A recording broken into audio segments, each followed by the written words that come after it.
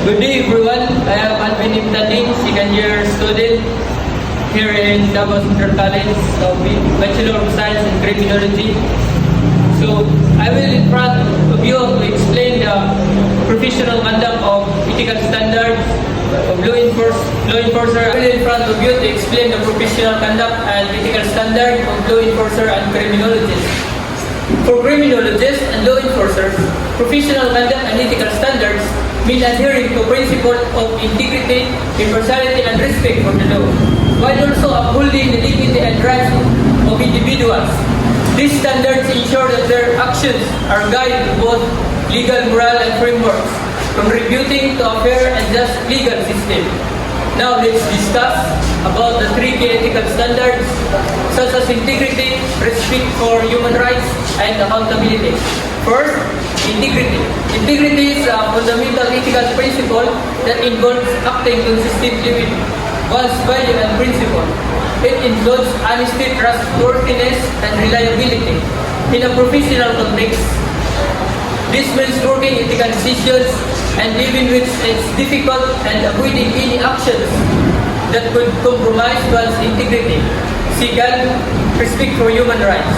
These standards emphasize the fundamental rights of freedom that all individuals are entitled to. It includes rights like freedom of speech, assembly, and religion, as well as the protection of discrimination and violence.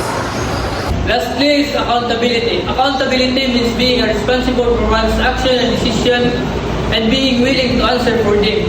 This includes taking ownership of mistakes and making amends, as well as being transparent and open about one's actions. This means ensuring that individuals are held responsible for ethical conduct and that there are mechanisms in place to address misconduct.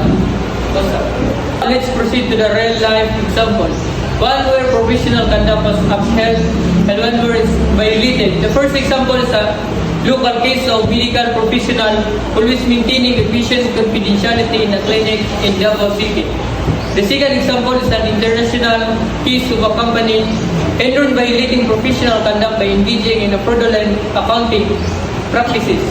In local case which in Davao City clinic's confidentiality, a doctor in Talomo, Davao City consistently adheres to the strictest ethical guidelines regarding this means they maintain the patient records and sensitive information securely, do not discuss the patient cases with unauthorized personnel, and always obtain informed consent before revealing any information. International case, Enron's accounting fraud. Enron's widespread accounting fraud, which led to the company downfall, is a prime example of violated professional conduct. High-level executives knowingly manipulated financial statements and used complexions to hide losses, ultimately leading to the collapse of company and causing immense financial damage to investors and employees.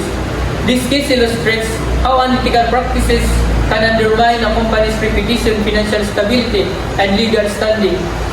My personal reflection as a future criminologist or law enforcer on how I will embody ethical standards in my profession is that respecting for human rights and dignity, I will approach each case with an open mind and avoiding biases and preconception. I will also treat all individuals with respect and dignity regardless of their background or circumstances in life. Furthermore, I will also maintain the confidentiality and integrity.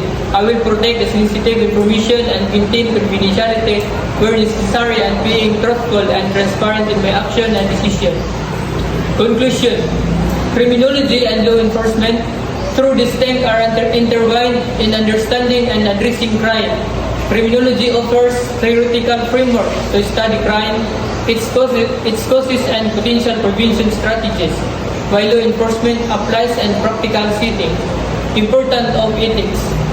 Ethics are crucial for building public trust and professional credibility by establishing a framework to responsible conduct and decision making, fostering integrity and enhancing reputation. Adherence to ethical principles such as honesty, fairness, and accountability demonstrates reliability and builds confidence, leading to stronger relationships and greater success. Thank you.